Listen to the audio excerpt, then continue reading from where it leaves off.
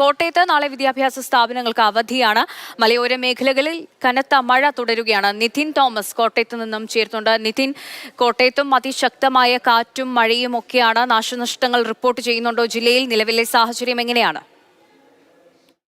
കോട്ടയം ജില്ലയിൽ ഇന്നലെ മുതൽ തന്നെ പല ഭാഗങ്ങളിലും ശക്തമായ രീതിയിൽ തന്നെ മഴ ലഭിച്ചു തുടങ്ങിയിരുന്നു. അതിൻ്റെ അടിസ്ഥാനത്തിൽ ഇന്ന് ശക്തമായ മഴയും കാറ്റും ലഭിച്ചേക്കാമെന്നുള്ള പ്രവചനത്തിൽ കോട്ടയം ജില്ലയിൽ റെഡ് അലേർട്ട് പ്രഖ്യാപിച്ചിരുന്നു. റെഡ് അലേർട്ട് പ്രഖ്യാപിച്ച സാഹചര്യത്തിൽ ഇന്നലെ തന്നെ കോട്ടയം ജില്ലാ കളക്ടർ പ്രൊഫഷണൽ കോളേജുകൾ ഉൾപ്പെടെയുള്ള വിദ്യാഭ്യാസ സ്ഥാപനങ്ങൾക്ക് അവധി പ്രഖ്യാപിച്ചിരുന്നു. ഇന്നലെ രാത്രിയിലും ഇന്ന് പകലും എല്ലാം തന്നെ കോട്ടയം ജില്ലയുടെ വിവിധ ഭാഗങ്ങളിൽ ശക്തമായ കാറ്റും മഴയുമാണ് അനുഭവപ്പെട്ടത്. നഗരപ്രദേശങ്ങളിലായാലും മലയോര മേഖലകളിലായാലും ശക്തമായ കാറ്റും മഴയും ലഭിച്ചു.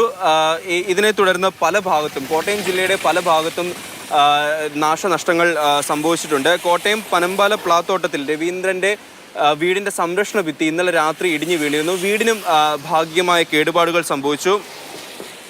ശരി നിതിൻ, അങ്ങനെ കോട്ടയത്തും നാശനഷ്ടങ്ങൾ സംഭവിച്ചിട്ടുണ്ട്. അതിശക്തമായ കാറ്റും മഴയും ഒക്കെ തന്നെയാണ്.